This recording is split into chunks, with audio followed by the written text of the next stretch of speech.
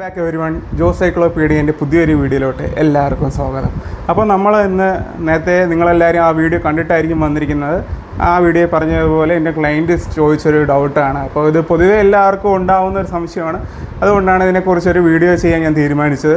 എന്താണെന്ന് പറഞ്ഞു കഴിഞ്ഞാൽ പുള്ളി ഒരു പവർ ലിഫ്റ്ററാണ്. പുള്ളിക്ക് അധികകാലമായിട്ട് സിയാറ്റിക്കയുണ്ട്, പിന്നെ അതുപോലെ തന്നെ ഷോൾഡർ പെയിനുണ്ട്, റെസ്റ്റ് പെയിനുണ്ട്. അപ്പോൾ ഇതൊക്കെ വരുമ്പോൾ പുള്ളി എൻ്റെ അടുത്ത് വന്ന് തെറാപ്പി ചെയ്ത് മാറ്റിക്കൊണ്ട് പോകാറാണ് പതിവ്. പക്ഷേ ഒരു 1 വീക്ക് പുള്ളിക്ക് ഈ വേദന മാറി നിൽക്കുന്നുള്ളൂ. അത് കഴിയുമ്പോൾ ഓട്ടോമാറ്റിക്കലി വീണ്ടും വരുന്നുണ്ട്. പുള്ളി സീസൺ ചെയ്തുകൊണ്ടിരിക്കുകയാണ്. അപ്പോൾ പുള്ളിക്ക് റെസ്റ്റ് ഇല്ല, പുള്ളിക്ക് എന്നും പ്രാക്ടീസുണ്ട്. അപ്പോൾ ഇതിൽ പുള്ളി എൻ്റെ അടുത്ത് വിളിച്ച് ചോദിച്ചു BPC 157 അതുപോലെ തന്നെ TB 500 ഇട്ട് കഴിഞ്ഞാൽ ഈ പെയിനൊക്കെ മാറുമോ എന്നുള്ളത്.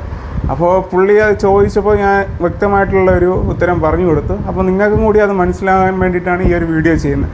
എന്താണെന്ന് പറഞ്ഞാൽ ആദ്യം തന്നെ TB 500ഉം ഇത് പിന്നെ BPC 157 എന്താണെന്ന് പറഞ്ഞുതരാം. TB 500ഉം BPC 157 എന്ന് പറയുന്നത് അതൊരു ഹീലിംഗ് എബിലിറ്റി തരുന്നൊരു പെപ്റ്റൈഡാണ്.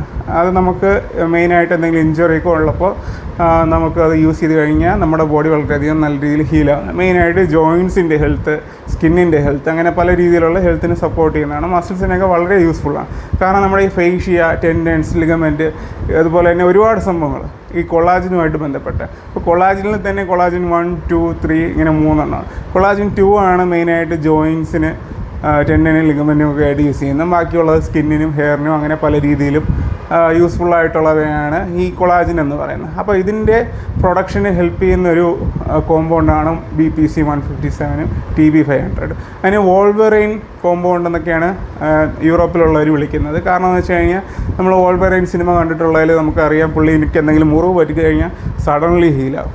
അതുപോലത്തെ ഒരു എബിലിറ്റിയാണ് നമുക്ക് ഈ ഒരു പെപ്റ്റൈഡ്സ് തരുന്നത്. ഇത് സ്റ്റിറോയിഡ്സ് ഒന്നുമല്ല, പെപ്റ്റൈഡ്സാണ്. പെപ്റ്റൈഡ്സ് അങ്ങനെ സൈഡ് എഫക്റ്റ് ഒന്നും ഉണ്ടാക്കുന്നവയല്ല, അല്ലാതെ വേറെ പ്രശ്നമൊന്നും ഇല്ലാത്തൊരു കോമ്പൗണ്ടാണ്. നമുക്കല്ലാതെ തന്നെ ഇവിടെയൊക്കെ നമുക്ക് ടെൻഡോഫിറ്റ് എന്നൊക്കെ പേരിൽ കൊളാജിൻ ടാബ്ലറ്റ്സ് അവൈലബിൾ ആണ് ജോയിൻറ്റ് സപ്പോർട്ടിനൊക്കെ വേണ്ടി. അപ്പോൾ പുള്ളി എൻ്റെ അടുത്ത് ചോദിച്ചത് സിയാറ്റിക്കയ്ക്ക് ഈ BPC 157 പറ്റുമോ എന്നൊക്കെ ഉള്ളതാണ്. ഈ കോമ്പൗണ്ട് പറ്റുള്ളൂ. അപ്പോൾ ഞാൻ പറഞ്ഞ ഉത്തരം എന്ന് വെച്ച് കഴിഞ്ഞാൽ ഒരിക്കലും പറ്റില്ല. കാരണം സിയാറ്റിക്ക എന്ന് പറഞ്ഞാൽ സിയാറ്റിക് നെർവ് കംപ്രഷൻ കൊണ്ടുണ്ടാകുന്ന ഒരു പെയിനാണ്. അപ്പോൾ ആ സിയാറ്റിക് നെർവ് കംപ്രഷൻ എവിടെ ഉണ്ടാക്കുന്ന ആ മസിൽസിനെ റിലീസ് ചെയ്താൽ മാത്രമേ നമുക്ക് അതിൽ നിന്നൊരു പെയിൻ റിലീഫ് കിട്ടുകയുള്ളൂ. ആയിട്ട് മസിൽസിൻ്റെ ഫ്ലെക്സിബിലിറ്റി കൂട്ടുക, മൊബിലിറ്റി കൂട്ടുക, ഇതുപോലത്തെ പരിപാടിയിലൂടെ നമുക്ക് പെർമനൻ്റായിട്ട് ഇത് മാറ്റിയെടുക്കാൻ പറ്റുള്ളൂ. അപ്പോൾ നമുക്ക് BPC മറ്റ് എന്തെങ്കിലും സപ്ലിമെൻറ്റ്സ് കൊണ്ടൊന്നും നമുക്ക് ഒരിക്കലും സിയാറ്റിക്ക എന്ന് പറഞ്ഞ ആ ഒരു പരിപാടീനെ നമുക്ക് മാറ്റി നിർത്താൻ പറ്റില്ല. നമ്മൾ ഹോസ്പിറ്റലിലൊക്കെ പോകുമ്പോൾ സാധാരണ അവിടെ എല്ലാവരും പെയിൻ കില്ലറാണ് കൊടുക്കുന്നത്, എന്നിട്ട് റെസ്റ്റ് എടുക്കാൻ പറയും.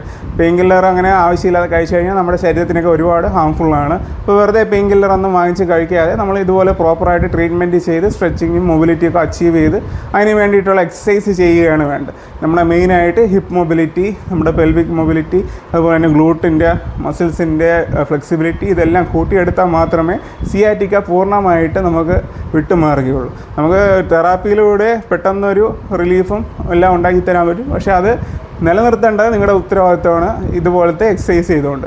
അതുകൊണ്ട് തന്നെയാണ് ഞാൻ ഇത് രണ്ടിലും സർട്ടിഫിക്കേഷനൊക്കെ ചെയ്ത് മാസ്റ്ററായി നോക്കി കാര്യങ്ങളെല്ലാം ചെയ്ത് കൊടുക്കുന്നത് തന്നെ. അപ്പോൾ പിന്നെ നമുക്ക് വരുന്നതെന്ന് വെച്ച് കഴിഞ്ഞാൽ ജോയിൻറ്റ് പെയിനും, ഷോൾഡർ ജോയിൻറ്റ് പെയിനും, റെസ്റ്റ് പെയിൻ. ഷോൾഡർ ജോയിൻറ്റ് പെയിനും റെസ്റ്റ് പെയിനും പല കാരണങ്ങൾ കൊണ്ടുവരാം. മെയിനായിട്ട് അതിൽ നമുക്ക് അലൈൻമെൻറ്റ് വ്യത്യാസം ഉണ്ടെങ്കിലോ അല്ലെങ്കിൽ അവിടുത്തെ മെയിനായിട്ട് ഷോൾഡർ ജോയിൻറ്റ് ഏറ്റവും കൂടുതൽ ആൾക്കാർക്ക് ഇഞ്ചറി ഉണ്ടാകുന്ന ഒരു സ്ഥലമാണ് ഷോൾഡർ ജോയിൻറ്റ്. കാരണം 360 ഡിഗ്രി നമുക്ക് റേഞ്ച് ഓഫ് മോഷനുള്ള ഏക ജോയിൻറ്റ് ഷോൾഡർ ജോയിൻ്റാണ്. അപ്പോൾ അതിൻ്റേതായിട്ടുള്ള പ്രശ്നങ്ങളും ആ ജോയിൻറ്റിനുണ്ട്. അപ്പോൾ അവിടെയൊക്കെ ഉള്ള നമ്മുടെ ടെൻഡനെയും ലിഗമെൻറ്റിനെയൊക്കെ സ്ട്രെങ്തൻ ചെയ്യാനായിട്ട് നമുക്ക് ഈ പെപ്റ്റൈഡ്സിലൂടെ പറ്റും. അപ്പോൾ ജോയിൻറ്റ്സ് സ്ട്രെങ്തനിങ് നമുക്ക് ഈ പെപ്റ്റൈഡ്സിലൂടെ പറ്റും. പിന്നെ സ്ഥിരമായിട്ട് കണ്ടുവരുന്ന ഒരു പരിപാടിയാണ് പവർ ലിഫ്റ്റർ ആയാലും വെയിറ്റ് ലിഫ്റ്റർ ആയാലും ഏത് അത്ലറ്റ് ആയാലും എല്ലാവരും അനബോളിക് സബ്സ്റ്റൻസൊക്കെ യൂസ് ചെയ്ത് മസിൽ സ്ട്രെങ്തനിങ് ചെയ്യാനും അങ്ങനെ മസിൽ സൈസ് കൂട്ടാനും ഒക്കെ നോക്കുന്നുണ്ട്. പക്ഷേ ആരും ഈ ടെൻഡനും ലിഗമെൻറ്റും ഇതൊക്കെ ഉണ്ടെന്ന് പോലും കൺസിഡർ ചെയ്യാറില്ല. കാരണം എന്ന് വെച്ച് കഴിഞ്ഞാൽ നമ്മുടെ മസിലും ബോണുമായിട്ടൊക്കെ കണക്ട് ചെയ്യുന്ന ഈ ടെൻഡനും ലിഗമെൻറ്റും ഒക്കെ പോലത്തെ ഓരോ ടിഷ്യൂസാണ്. അപ്പോൾ അതൊന്നും പ്രോട്ടീൻ വെച്ചിട്ടല്ല ഡെവലപ്പ് ചെയ്തിരിക്കുന്നത്, കൊളാജിൻ വെച്ചിട്ടാണ്. നമ്മൾ പിന്നെ മെയിനായിട്ട് എടുത്തു പറയേണ്ട ഒരു കാര്യമാണ്, ആർക്കും ഇതിനെക്കുറിച്ച് വലിയ അറിവില്ലാത്തൊരു സംഭവമാണ് മസിൽ ഫേഷ്യ എന്ന് പറയുന്നത്. നമ്മൾ എല്ലാ മസിൽസിൻ്റെ ഓർഗൻസിൻ്റെ ഇടയിൽ കണ്ടുവരുന്ന ഒരു വല പോലത്തെ ഒരു പാളിയാണ് ഈ ഫേഷ്യ എന്ന് പറയുന്നത്. അപ്പോൾ ഈ ഫേഷ്യ കൊണ്ടുണ്ടാക്കിയിരിക്കുന്നത് കൊളാജിൻ വെച്ചിട്ടാണ്. അപ്പോൾ ഈ കൊളാജിനും നമ്മൾ ഫുഡിൽ നിന്നോ അല്ലെങ്കിൽ എന്തെങ്കിലും സപ്ലിമെൻറ്റ്സിലൂടെ കൊടുക്കേണ്ടത് വളരെയധികം അത്യാവശ്യമാണ്. ഇതൊക്കെയാണ് നമ്മുടെ മസിൽസിൻ്റെ റേഞ്ച് ഓഫ് മോഷനും ഫ്ലെക്സിബിലിറ്റിയൊക്കെ കൂട്ടാൻ ഹെൽപ്പ് ചെയ്യുന്ന ഒരു ഘടകം. അപ്പോൾ ഇതൊന്നും മനസ്സിലാക്കുക തന്നെയാണ് നമ്മുടെ നാട്ടിലെ മിക്ക ആൾക്കാരും സ്പോർട്സും എല്ലാം ചെയ്യുന്നത്. ഇതൊക്കെ ചെയ്ത് ഇഞ്ചുറി അല്ലാതെ മറ്റൊരു റിസൾട്ട് നിങ്ങൾക്ക് കൂടുതലായിട്ട് കിട്ടാൻ പോകുന്നില്ല. നമ്മൾ നന്നായിട്ട് ഒരു അത്ലറ്റിക് ഫീൽഡിൽ നിൽക്കണം അല്ലെങ്കിൽ ഒരു സ്പോർട്സ് ചെയ്യണമെങ്കിൽ നമ്മൾ എല്ലാ സപ്ലിമെൻറ്റ്സും എടുക്കണം, അതിൻ്റെ എല്ലാ രീതിയിലുള്ള ട്രെയിനിങ് ചെയ്യണം. എല്ലാം നോക്കിയും കണ്ടും ചെയ്ത് പോയാലേ നമുക്ക് നല്ലൊരു അച്ചീവ്മെൻ്റ് ഉണ്ടാക്കാനും പറ്റുള്ളൂ, അതുപോലെ തന്നെ നല്ല ബോഡിയും നല്ല ആരോഗ്യവും എല്ലാം ഉണ്ടാക്കാൻ പറ്റുള്ളൂ. അല്ലെങ്കിൽ നിങ്ങൾക്ക് എന്തെങ്കിലുമൊക്കെ ഇഞ്ചുറി വന്ന് സർജറിയായി പിന്നെ ഒന്നും ചെയ്യാൻ പറ്റാതെ വളരെയധികം ഒരു ബുദ്ധിമുട്ടിലോട്ട് പോകും. അതുകൊണ്ട് എല്ലാവർക്കും ഞാൻ പറഞ്ഞ കാര്യങ്ങൾ വളരെയധികം നന്നായിട്ട് മനസ്സിലായെന്ന് വിചാരിക്കുന്നു. മനസ്സിലാകാത്തവരെ എന്നെ പേഴ്സണലായിട്ട് കോൺടാക്റ്റ് ചെയ്യുകയോ കമൻ്റായിട്ടോ എങ്ങനെയാണെന്ന് വെച്ച് കഴിഞ്ഞാൽ ചോദിക്കുക. അപ്പോൾ അടുത്തൊരു വീഡിയോ കാണുന്നവരെ എല്ലാവർക്കും ഗുഡ് ബൈ, താങ്ക് യു.